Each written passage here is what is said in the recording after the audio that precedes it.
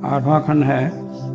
तद्वा एतद अनुज्ञाक्षरम यद्धि किंच अनुजानात्योमित्येव तदाह एषा एव समृद्धिर्यदनुज्ञा समर्थयिता हा वै कामानां भवति या एतद एवं विद्वान अक्षरम उद्गीतम उपास्ते। उद्गीत ओंकार के विषय में चर्चा चल रही है।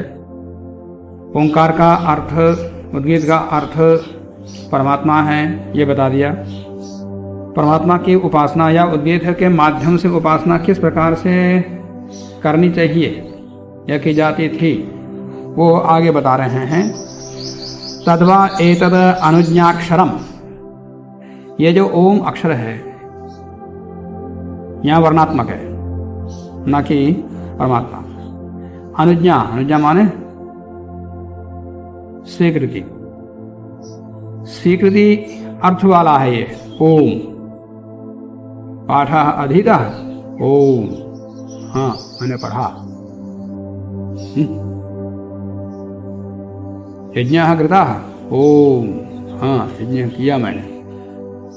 तो इस प्रकार अनुज्ञा स्वीकृति के रूप में भी इसका प्रयोग होता है।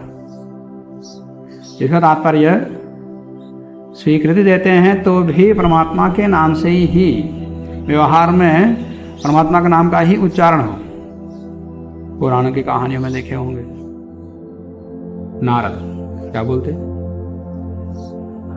नारायण नारायण, हर भाव को उसी शब्द से प्रकट करते हैं।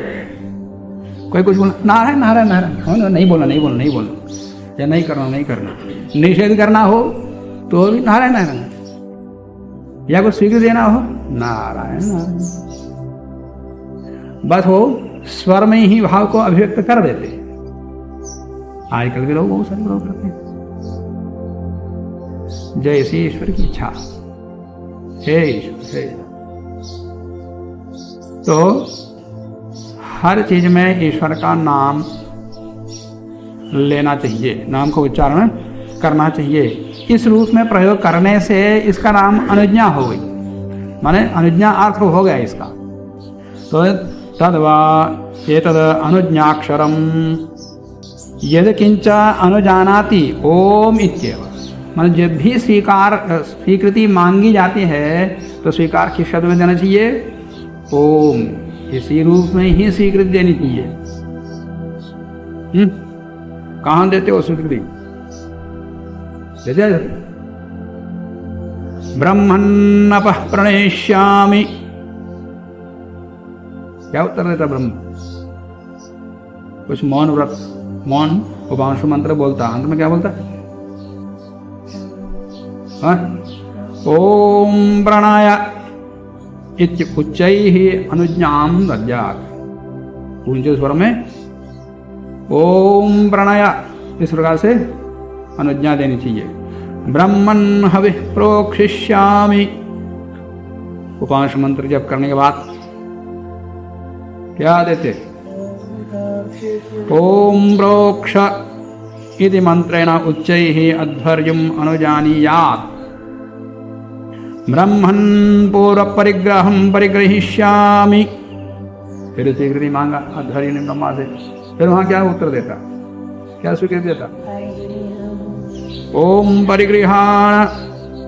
फिर आगे उत्तर परिग्रह में भी स्वीकृति मांगता, वहां क्या स्वीकृति मांगता? हमारा पूछ लीजिए। ब्रह्मन्नोत्तर परिग्रहं परिग्रहिष्यामि, ओम परिगृहाण माव्यति। ब्रह्मन्नेध्मं प्रोक्षिष्यामि, ईध्मों को प्रोक्षण करने के लिए भी स्वीकृति मांगता है। तो फिर क्या चाहता? ओम प्रोक्ष तथाहि ब्रह्मन् सामेधेनेरनुवक्ष्यामि, वहां क्या उत्तर देता है? ओम अनुब्रूहि ब्रह्मन् प्रस्थास्यामि, ये कहां पर स्वीकृति मांगता है? अनुयाजों में। ओम प्रतिष्ठा, तो हर जगह ओम से ही स्वीकृति दे रहे हैं। जब जब स्वीकृति मांगी जा रही है, स्वीकृति ओम के माध्यम से ही अनुज्ञा दी जा रही है। अनुज्ञा मतलब स्वीकृति दी जा रही है। केवल कर्मकांड में ही नहीं, बृहदारण्यकोपनिषद में भी आता है, शाकल्य और याज्ञवल्क्य के संवाद में। देवता कितने हैं? ये शाकल्य ने पूछा याज्ञवल्क्य ऋषि से, कत्येव देवाः याज्ञवल्क्य इति। तो याज्ञवल्क्य देते हैं 33 देवता हैं, उत्तर दे दिया। फिर शाकल्य ऋषि कहते हैं ओम, हाँ आपने ठीक कहा, 33 देवता है। तो हाँ जी, जो हम हिंदी में बोलते हैं हाँ जी, जी हाँ जी, हाँ जी जी, अरे ओम ओम। कोई झगड़ा करते हैं तो भी ओम ओम ओम, मैंने शांति हो, शांत शांत शांत हो जाओ। नारायण फिर आगे श्वेत केतु और राज प्रवाहन के संवाद में भी आता है कि अनुशिष्टोन्वोसि पित्र इति। पिता से कुछ पढ़े हो वो पूछते हैं, तो वो उत्तर देते हैं ओम, हाँ मैंने पिता से पढ़ा है, ऐसा वो पुत्र उत्तर देते हैं। ऐसा अन्य भाषाओं में भी, मुसलमान ईसाइयों में भी आमीन बोलते हैं, पर ओम का ही विकार है। ईसाई लोग एमीन बोलते हैं, वो भी ओम का ही विकार है, पर उनको ये नहीं पता ये इसका अर्थ क्या होता है। वो अपने भाव प्रकट करते हैं, वो अपना भाव लेते हैं, पर ये आया कहाँ से, इसका मूल अर्थ क्या है वो लोग नहीं जानते। तो इस प्रकार अनेकों प्रसंगों में स्वीकृति में ओम का प्रयोग देखा जाता है। माने ईश्वर के नाम के साथ हर जगह ईश्वर का स्मरण होना चाहिए, उससे ओंकार से ओतप्रोत होना चाहिए। तो इस प्रकार प्रयोग कर देने से इसका अनुज्ञा अर्थ भी हो गया, पर कुछ लोग अर्थ निकालते हैं। ये ओम उपनिषद काल से आया हुआ, वेद में कहीं है नहीं, और ये व्यवहार में उपनिषद काल में लोगों की भक्ति ज्यादा हो गई। जैसे पुराने काल में नारायण नारायण हो गया, ऐसे ही उपनिषद काल में ओम ओम ओम का व्यवहार ज्यादा होने लगा, तो ईश्वर का नाम ओम बन गया, पर ईश्वर का नाम ईश्वरवाचक है ही नहीं, ये स्वीकृति अर्थ वाला है। अब ऐसे देखा भी जाता है, वेदों में इंद्र मित्र वर्ण आदि बहुत सारे नाम है, ईश्वर का मुख्य नाम है ओम बोलते हो, अब वेद में कहीं है ही नहीं। ऋग्वेद में कहीं है? कहीं नहीं। सामवेद में कहीं है? कहीं नहीं। अथर्ववेद में कहीं है? कहीं नहीं।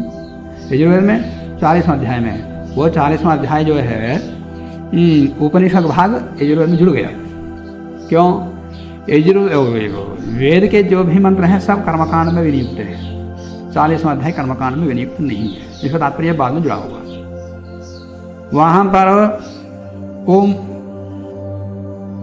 ओम ग्रतो स्मर, ओम घृवे स्मर, वहां पर प्रयोग में आता है। तो वो बाद में उपनिषद काल का अध्याय वहां जुड़ गया है, इसलिए उसमें ओम आया, ये लोग बोलते हैं। और बहुत सारे प्रमाण देते हैं। क्या उत्तर देते हैं? स्वीकृति अर्थ वाला ही उपनिषद काल भी करें, स्वीकृति अर्थ वाला। स्वीकृति अर्थ तो प्रयोग में आने से स्वीकृति अर्थ बन गया, और ये कहते हैं ईश्वर वाचक है ही नहीं, ये ईश्वर का मुख्य नाम है। और मुख्य नाम तो वेद में है क्यों नहीं? फिर कि वेद में है, ऋग्वेद में दिखाओ, ऋचो अक्षरे परमे व्योमन। आगे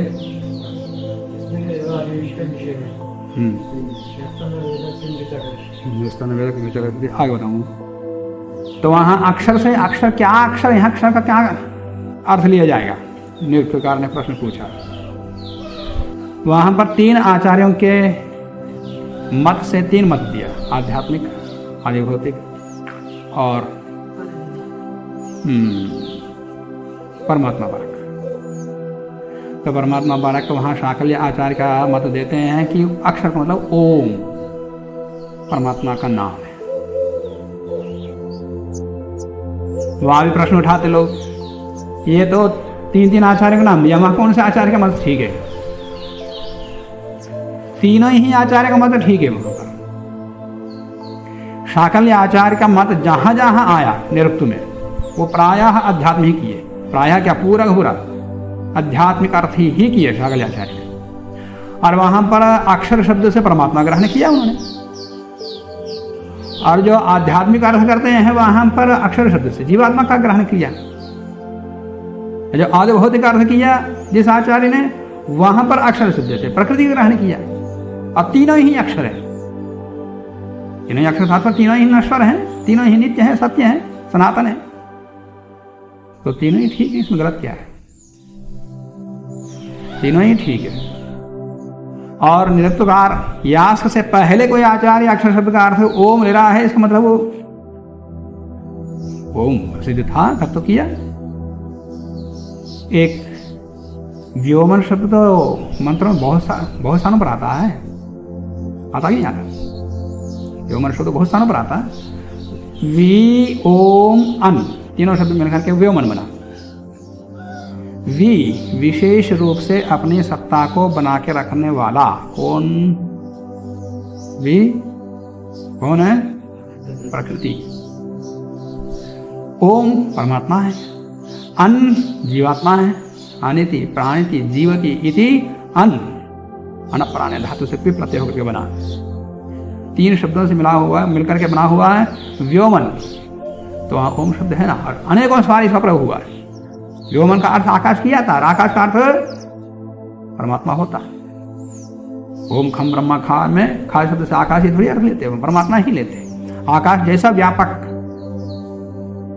आकाश का अर्थ है, पर आकाश जैसा जो व्यापक है उसको भी कहा जाता है, आकाश कहा जाता है, व्योमन कहा जाता है। अनेक स्थान पर ऋग्वेद में भी, अन्य वेदों में भी व्योमन।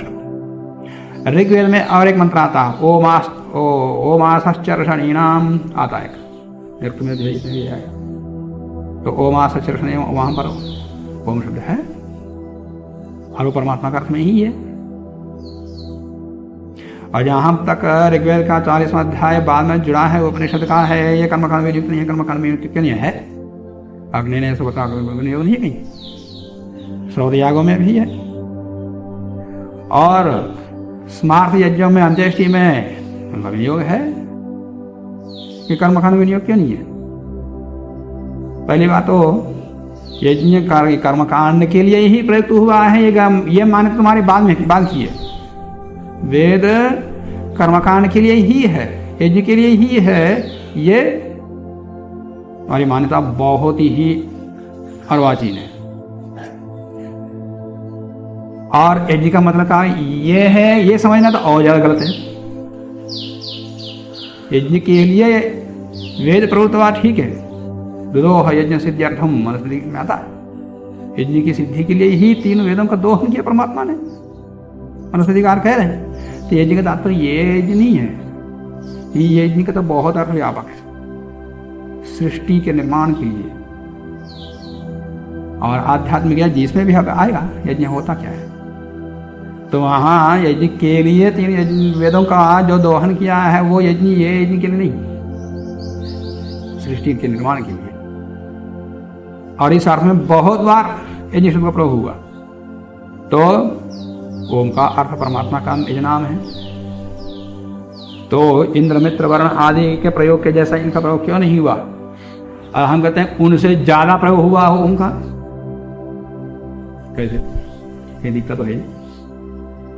इंद्र मित्र वरुण आदि से सबसे ज्यादा ओम का प्रयोग हुआ मंत्रों में। कहाँ?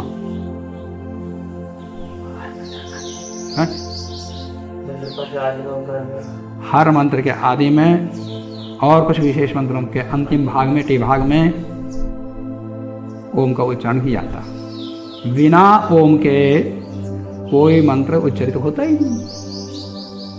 इसको लिखे क्यों नहीं? लिखे इसलिए है कि पुनरावृत्ति करना लेखक को दिक्कत होती है, और जो अनिवार्य रूप से सब जगह लग जाता है इसे उसको लिखते नहीं। इसमें भी आएगा आगे।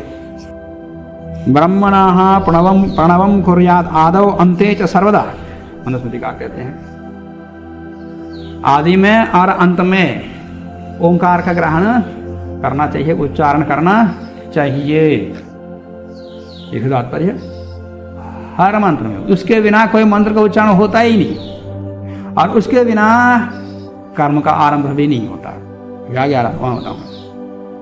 तो ये समझना, ओम का अर्थ स्वीकृति, ठीक है, स्वीकृति अर्थ है आजकल व्यवहार में जब भक्ति मय हो जाते हैं लोग, तो हर चीज में वो ईश्वर का ही नाम लेते हैं। तो उस रूप में लेते लेते अनुज्ञा अर्थ भी आ गया, निषेध अर्थ भी आ गया, बहुत सारे अर्थ आते हैं। जिस इस भाव को प्रयोग करते हो, उस शब्द को प्रयोग करते हो, वो आएगा।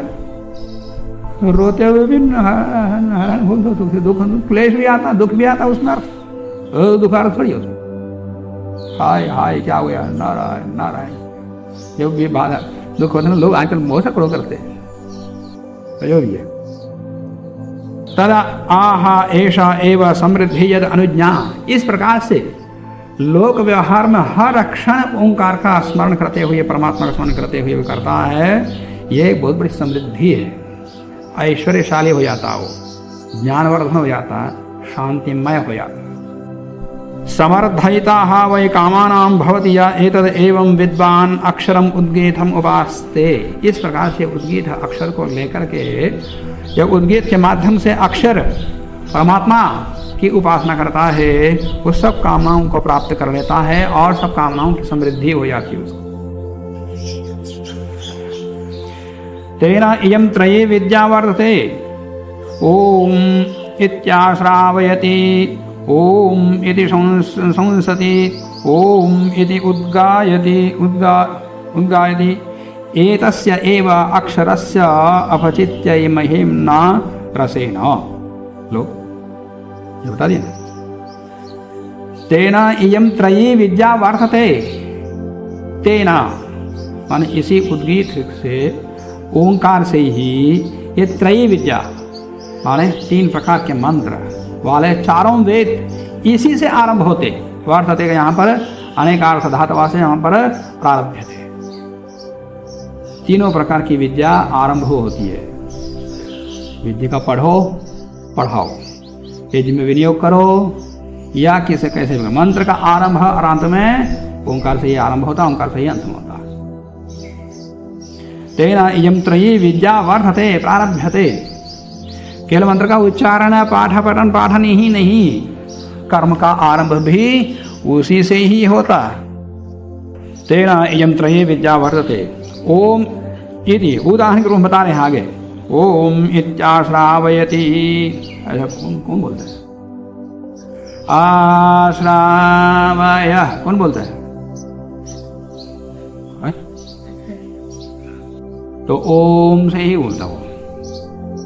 और ओम इत्येव संसति, जब संसन करता है होता, शस्त्र पाठ करता है, ओंकार से ही शुरू करता। और उद्गाता ऊंचे स्वर के ओंकार के, ओंकार से ही वो गान शुरू करता है, इसी उसका नाम उद्गाता है। और इसी उद्गीत नाम आया, बताया। तो ओम इति उद्गायति, ये तस्य एव अक्षरस्य अपचित्य। इस प्रकार से हर क्षेत्र में ओंकार की ही उपासना करनी चाहिए। उपासना के लिए ओम का ही अक्षर उपयोग करना चाहिए। यदि एतस्य एव अक्षरस्य अपचित्य माने उपासनायै, उपासना के लिए। महिम्ना रसना, इस अक्षर के ही महिम माने महान रस, आनंद का रस इसमें विद्यमान होने के कारण से इसी का ही ग्रहण करना चाहिए या ग्रहण किया जाता है। तैत्तिरीय उपनिषद में भी आया, ओम इति ब्रह्मा, अभी मैंने उदाहरण होता है ना, ओम रुदिक्षा, ओम रोक्षा इत्यादि में से ओम ही बोलता ब्रह्मा। ओम इति इदम सर्वम, सब जगह ओम ही ओम है। ओम इति ओम है ही नहीं, तुमको दिखता ही नहीं, देखो ना, सब जगह ओम हो तुरंत उसको बताने की आवश्यकता नहीं है। जिसका ज्ञान में नहीं है, प्रयोग में नहीं है, उसको बताने की आवश्यकता होती है। ये परमात्मा का मुख्य नाम ओम है, वो सब जानते हैं, उसी से ही उपासना करते हैं, करते आ रहे हैं, और सब जगह ओम ही ओम है, तो उसको बताने की आवश्यकता क्या बार बार। इसलिए वो बार बार ओम का उच्चारण नहीं किया वेद में। ओम इति इदं सर्वम, ओम इति एतद् अनुकृति ही हास्मावा अपि आश्रावय इत्याश्रावयन्ति, ओम इति सामान्य गायन्ति, ओम सोम इति शस्त्राणि शंसन्ति, ओम यदि अध्वर्यो प्रतिक्रम प्रतिगृह्णाति। जब शस्त्र पाठ लंबे लंबे शस्त्र पाठ चलते हैं, होता बहुत थक जाता, तो उसके सामने विशेष स्थिति में बैठ करके अध्वर्यो बीच में इसको खूब प्रोत्साहन, हाँ बढ़िया बढ़िया, वो बोलो गाओ गाओ बोलते ना, तो वैसा ही वो प्रतिकार करता है, ओम ओम कह करके उसको प्रतिकार उत्साहित करता है उसको। ओम यदि अध्वर्यो प्रतिक्रम प्रतिगृह्णाति, ओम यदि ब्रह्मा प्रस्तौति, ओम यदि अग्निहोत्रम जानाति, ओम यदि ब्राह्मणः प्रवक्षन् आह ब्रह्म उपाप्नवान् इति, ब्रह्म एव आपनोति। इस प्रकार से वो ब्रह्म को ही प्राप्त कर लेता। ओम ओम बोलता हो ब्रह्म का ही प्राप्त करता है। ब्रह्म का नाम ना होता तो उसको कैसे प्राप्त करता? तेना उभौ कुरुते यश्च एतद् एवं वेद यश्च न वेद। इस प्रकार से ओम के अर्थ को जो नहीं जानता, ओम की महिमा या उसका रस को जो जानता है, जो नहीं जानता, ये दोनों ही प्रकार के लोग उसके माध्यम से ही कर्म करते हैं। ओम का अर्थ ब्रह्म है और उसका मुख्य नाम है, ओम की इतनी बड़ी महिमा है, इस प्रकार का जो जानता है वो भी ओम के माध्यम से ही कर्म करता है, और जो नहीं जानता वो भी ओंकार से ही सब कर्म करता है। तेना उभौ कुरुते यश्च एतद् एवं वेद, जो इस बात को जानता है, और यश्च न वेद, जो नहीं जानता, वो दोनों ही लोग ओंकार के माध्यम से ही कर्म करते हैं। नाना तो विद्या च अविद्या च, हाँ ये समझने का भूल मत करना, दोनों प्रकार के लोग करते हैं, तो विद्या अविद्या एक हो गई, ये नहीं, विद्या अलग है अविद्या अलग है। नाना तो विद्या च अविद्या च, विद्या अलग है अविद्या अलग है। क्यों अलग कैसे? आग जलाती है, इसको जो जानता है, जान के हाथ डालता है तो जलाता है, और जो नहीं जानता वो भी हाथ डालता है, उसका भी हाथ नहीं जलता है, उसका भी हाथ जलता है। अरे इसमें क्या फर्क होता है? वेद का अर्थ जानो या ना जानो, उसका अर्थ सबको समान बराबर मिलेगा। इसलिए वेद अर्थ जानने की आवश्यकता नहीं, बस मंत्रों से यदि करते जाओ फल सबको मिलेगा।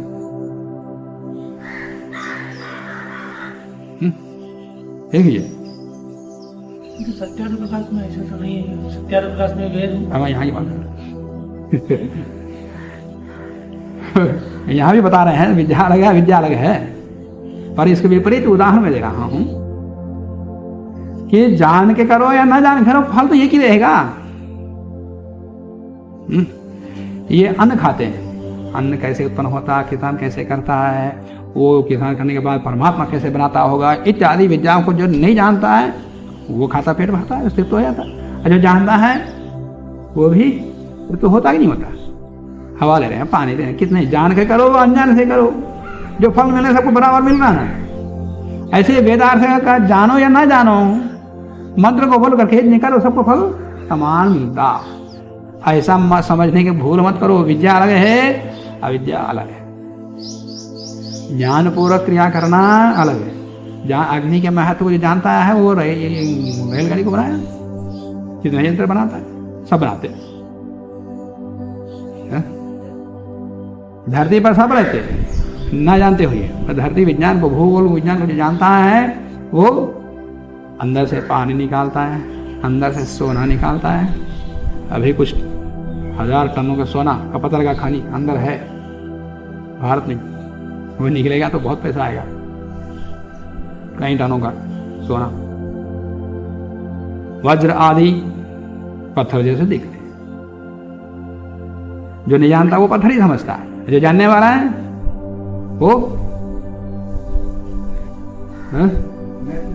उसके महत्व जानता है, वो धनवान बन जाता है। नहीं जानता तो वो पत्थर समझता, खेलता है। जैसे बंदर को पैसा दे दो, सिक्का दे दो, वो खेलेगा, वो नहीं जानेगा, उसका महत्व नहीं जानेगा। तो ज्ञान के व्यवहार में अज्ञान के व्यवहार में जमीन आकाश का अंतर है। इसलिए विद्या अलग है अविद्या अलग है।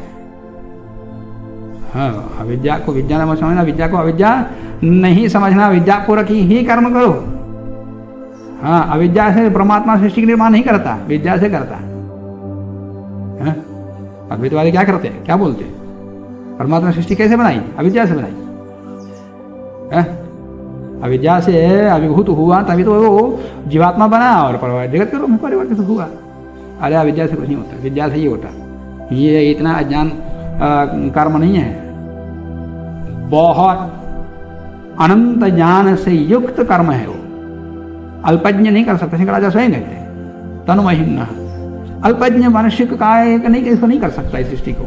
जो सर्वज्ञ है वही कर सकता। अब उसको सर्वज्ञ ही कर सकता है, बार बार बोलते और बार बार ये भी बोलते हैं अज्ञानी होकर के ये सृष्टि को जगत को बनाया। अज्ञानी होकर मतलब अविद्या से ग्रस्त होकर के। अरे इतनी बड़ी सृष्टि अज्ञान से कैसे होता? ज्ञान से ही होता, ज्ञान पूर्ण है, वो स्वयं भी मानते। तो नाना तो विद्या च अविद्या च यदि एव विद्या करोति, जो विद्या से करता है वही मुक्त होता, अविद्या से करता है वो मुक्त नहीं होता। अर्थपूर्वक यज्ञ करोगे तो मुक्त होते, और अर्थरहित करोगे यहीं घूमते रहते, फिर पुनरावृत्त जन्म मरण के चक्कर में फिर घूमता। शंकराचार्य बोले ज्ञानपूर्वक करने से मुक्त नहीं। यदि एव विद्या करोति, विद्या से करता, और श्रद्धा से करना।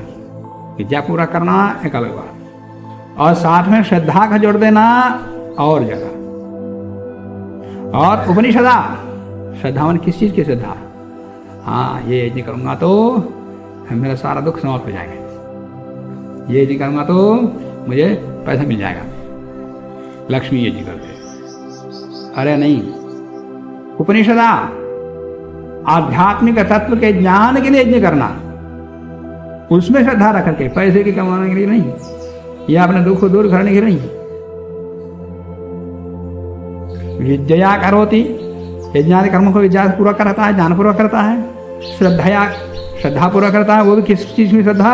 उपनिषद में, माने आत्म तत्व परमात्मा तत्व में श्रद्धा रखता हुआ।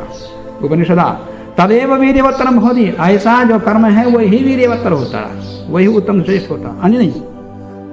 उत्तरम भवति वीर्यवत्तरम भवति खलु एतस्य एव अक्षरस्य उपव्याख्यानम भवति। ये सारा सारा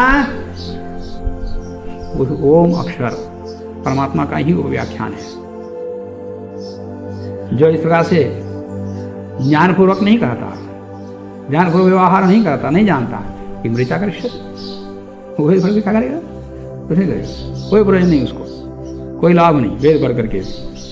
यदि अर्थ नहीं जानता, अर्थ जानना मतलब व्यवहार में अर्थ को लाना, ये वो अर्थ जानना नहीं जो शब्दार्थ जान लिया, वो अपराविद्या में।